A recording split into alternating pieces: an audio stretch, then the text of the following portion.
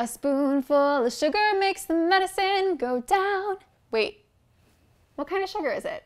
Is it white sugar? Oh my gosh, please don't tell me it's Splenda. Is it? Or is it monk fruit? Wait, is monk fruit made from monkeys? Or wait, do monks make monk fruit? Shoot, I don't know.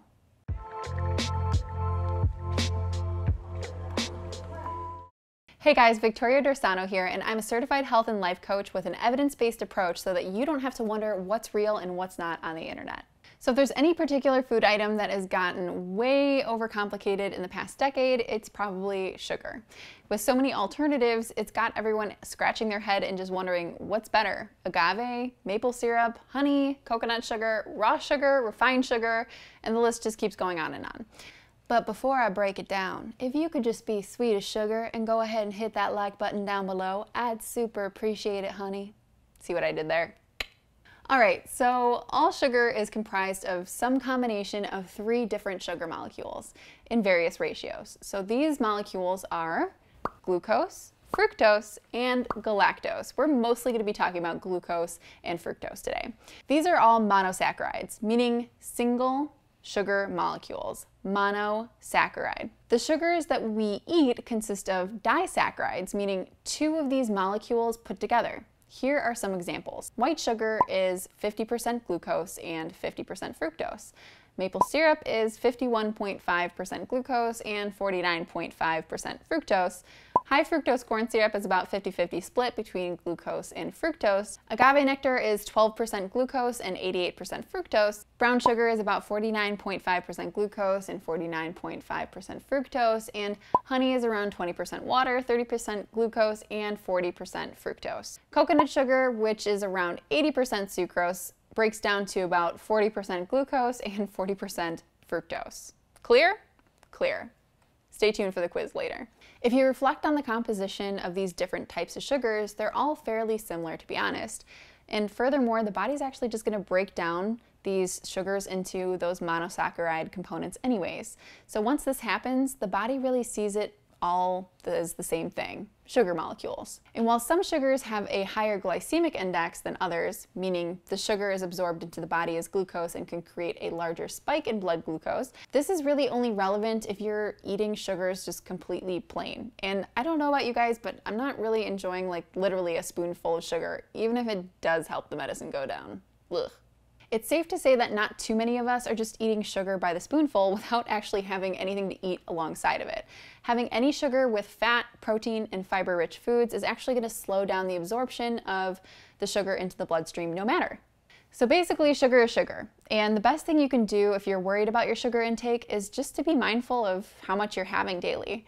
Most Americans consume around 77 grams of added sugar on average per day, which is much more than the recommended 25 to 36 grams. So like I said, just be mindful of it, right? Secondly, if you're having something with sugar in it, just make sure you're eating some fats, fiber, or protein alongside the sugary item. This will help keep your blood sugar from spiking. Aside from the effect of these sugars being relatively the same on the body, I get asked a lot about if a less refined sugar is better because it contains more nutrients. And to that I say, if you like the natural taste better and you can afford the higher price tag, go for it. But the amounts of nutrients that you're actually getting from that unrefined sugar isn't actually a significant amount to make a big difference. So sure, you're getting some extra potassium from maple syrup, but it's nominal at best. And honey may have some mild antibacterial properties, but again, you don't want to be getting a ton of honey just for the antibacterial effect if you aren't planning on overdoing it with the sugar. You see what I'm saying? These benefits of the so-called natural sugar options like honey and maple syrup aren't significant enough in the doses that you would be taking in as a white sugar substitute. That's why I'll say it again. The focus should be more on how much sugar you're consuming rather than what kind of sugar you're consuming.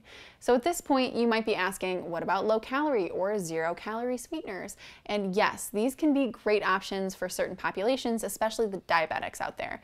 But buyer beware. There are specific things to look out for in each specific type of artificial sweetener. So you should still plan on trying to consume less, even if it's zero-calorie. It's hard to say which artificial sweetener or low-calorie sweetener is better than the rest, as they each have some pros and cons, but I can say the 2 that I would personally avoid more than others would be aspartame, aka Equal, and NutraSweet and saccharin, aka sweet and low. There have been a lot of studies showing that aspartame and saccharin can cause intestinal flora upset and some glucose intolerance, but more research is needing to be done to actually verify that to be true.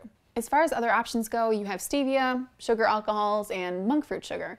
And these are generally recognized as being safe alternatives to sugar, but they do kind of each have their own unique flavor composition, and it's not quite comparable to sugar itself, so you'll just have to try that out on your own. Personally, I prefer monk fruit sweetener as a sub for like brown sugar, as it kind of has this like molasses like depth of flavor to it, and stevia tends to have this bittery aftertaste that's not super great on its own, but if you bake with it, it's usually fine.